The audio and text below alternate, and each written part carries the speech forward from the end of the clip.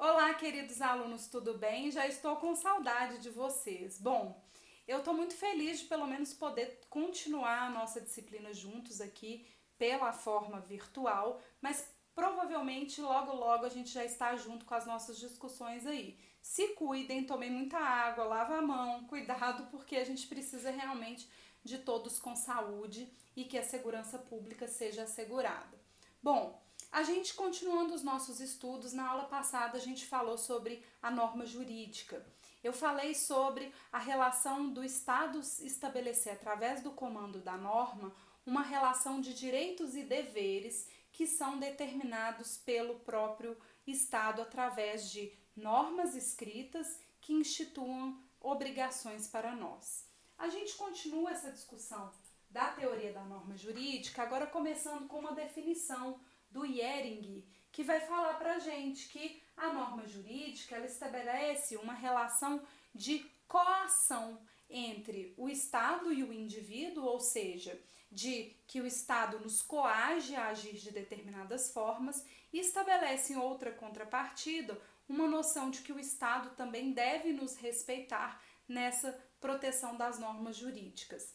Nesse sentido, quando a gente fala sobre as três formas de ver a norma para o Jhering, ele vai dizer que a norma é um imperativo abstrato dirigido ao agir humano. O que ele está querendo dizer com isso, professor? Olha, a norma é um imperativo abstrato, é uma ordem abstrata, que não pensa efetivamente sobre um caso concreto, mas estabelece de forma objetiva uma ordem para todos nós e que é direcionada ao agir humano, ou seja, a organização das relações de uma sociedade humana dentro de um território.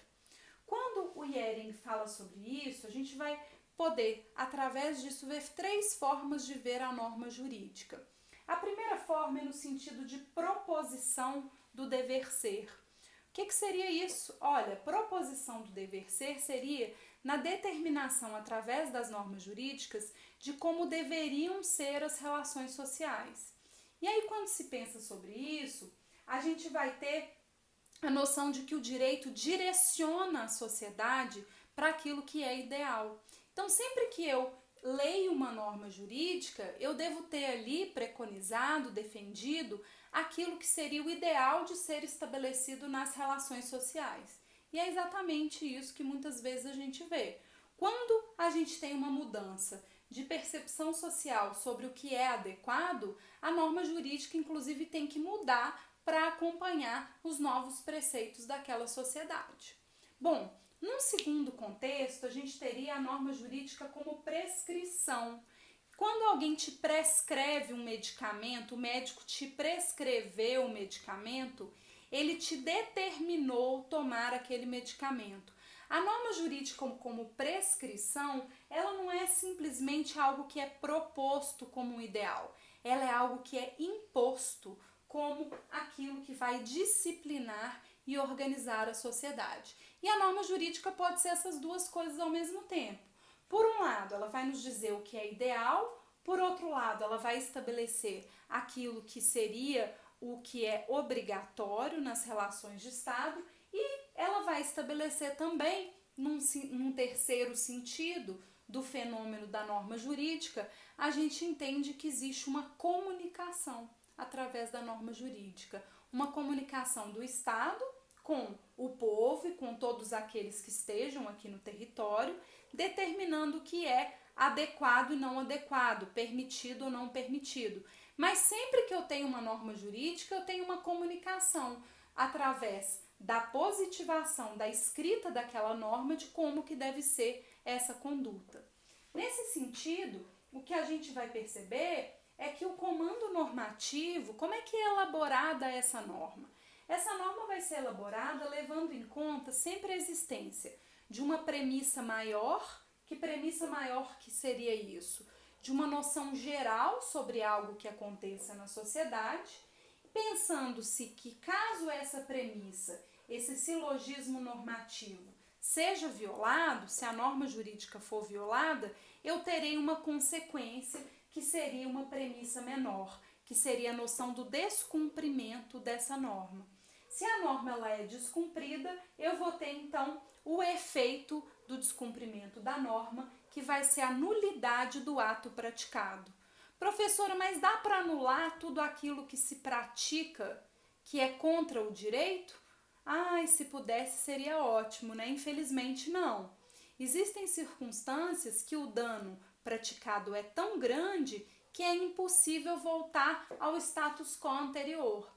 A gente tem um exemplo interessante na responsabilidade civil, quando se fala sobre o dano moral e material, que é o seguinte: olha, se eu bati no carro de vocês, vamos isolar para deixar bem tradição das nossas aulas presenciais. Isolei. Mas digamos que eu bati no carro de um de vocês. E aí, assim que eu tenha batido no carro, tenha estragado a parte de trás do carro. Não vou saber que parte, porque eu não sou boa de carro. Mas enfim, estragou a traseira do carro. E eu preciso fazer o que então? Eu preciso reparar o dano que eu provoquei. A reparação desse dano vai ser fazer o quê? Pagar o conserto para o carro voltar a ser um carro perfeito. Não é isso? Sempre que eu tenho uma situação em que um agente capaz, provocou um dano ao patrimônio de outra pessoa, eu tenho que reparar esse dano, quando for possível essa reparação. Pode ser que ao invés de bater o carro, eu tenha ofendido a honra de alguém. Se eu ofendi a honra, muitas vezes não adianta simplesmente eu pedir desculpa e falar que eu não queria ter feito aquilo. Caso se configure uma noção de dano moral praticado contra a pessoa, porque eu violei a dignidade dessa pessoa ao manifestar, por exemplo, o meu pensamento, vai se instituir também uma noção de responsabilidade civil, mas nesse momento não para reparar o dano, mas para compensar o dano que eu pratiquei. Eu vou pagar uma indenização moral referente ao dano moral. Infelizmente, eu não vou conseguir voltar à circunstância anterior, porque o dano moral realmente, por mais que a gente peça desculpas, é difícil dele deixar de produzir efeitos, mas eu tenho uma forma do direito responder a esse dano que é impossível de ser totalmente revertido. Eu dei esse exemplo da relação de responsabilidade civil, mas dá para a gente pensar isso, por exemplo, na relação penal. Uma pessoa que furte um bem de outra pessoa, ela pode ser responsabilizada penalmente, mas ela também pode ser responsabilizada civilmente. Se eu furtei o celular de alguém, eu posso ser obrigado a pagar os prejuízos financeiros que eu causei àquela pessoa. Agora, uma pessoa que tenha matado matado outra pessoa, violado a vida de outra pessoa, tem como buscar reparação desse dano? Bom, a reparação não tem como, mas a compensação com a instituição de uma pena privativa de liberdade para aquela pessoa que cometeu o ato de homicídio vai ser fundamental, até mesmo para a gente perceber a noção do legal e ilegal que é instituído aí na norma jurídica.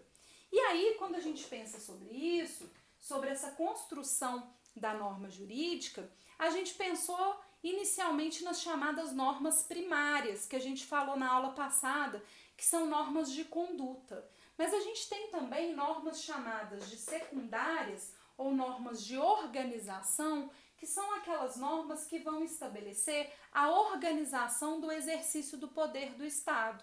E aí a premissa é oposta da premissa anterior, né? Anteriormente, nas relações de conduta, a gente vai entender que o princípio da liberdade se aplica, que vai ser instituído pelo princípio da legalidade privado, ou seja, eu posso fazer tudo o que eu quiser, porque eu sou livre, exceto aquilo que a norma jurídica me proíba. Aqui, nas normas de organização do Estado, prevalece o império da lei, prevalece a força da lei. Por quê?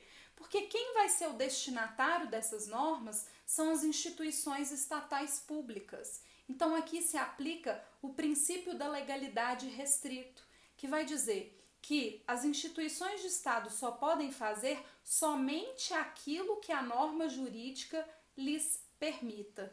Professor, o presidente pode fazer isso? Professora, o vereador pode fazer isso? O prefeito, o governador, o juiz? Olha, não sou eu que tenho que responder. Quem responde sabe quem é? A Constituição.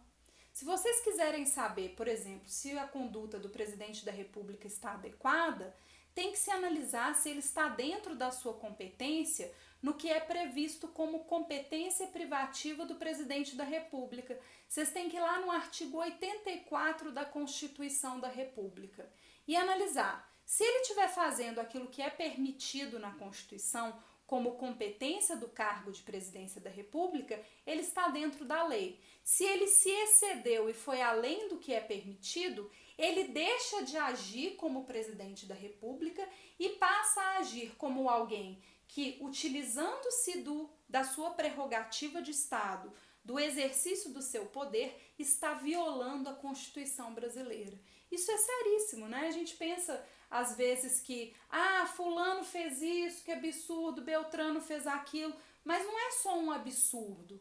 Dependendo da noção de análise da norma jurídica, se a gente tem um gestor público agindo além ou violando aquilo que a norma jurídica diz que ele tem que fazer, ele tem que ser responsabilizado, porque ele passou a agir não de acordo com a lei, mas de acordo com uma vontade própria que não é cabível na gestão de Estado.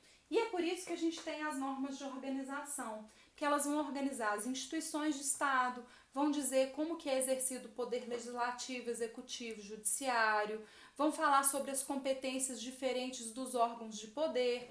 E aí, quando se fala sobre isso, as normas de organização elas vão ter, inclusive, diferentes níveis de organização.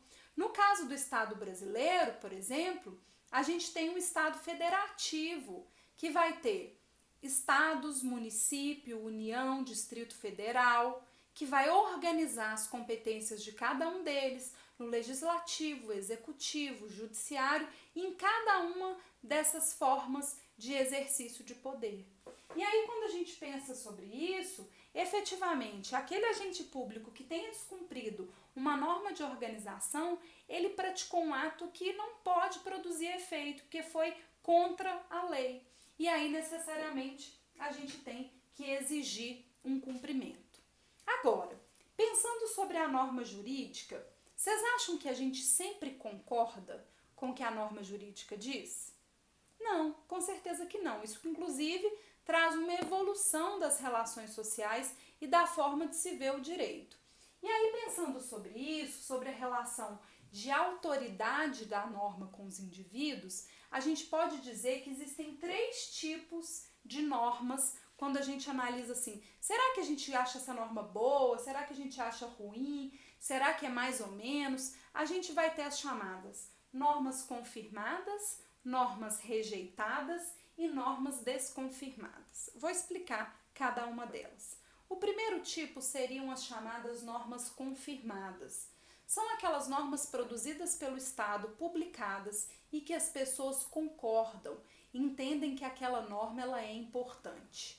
E por isso ela tem uma noção de que muitas vezes ela é obedecida, não só porque as pessoas têm medo de sofrer a sanção, sofrer uma pena, mas porque elas concordam com essa norma jurídica.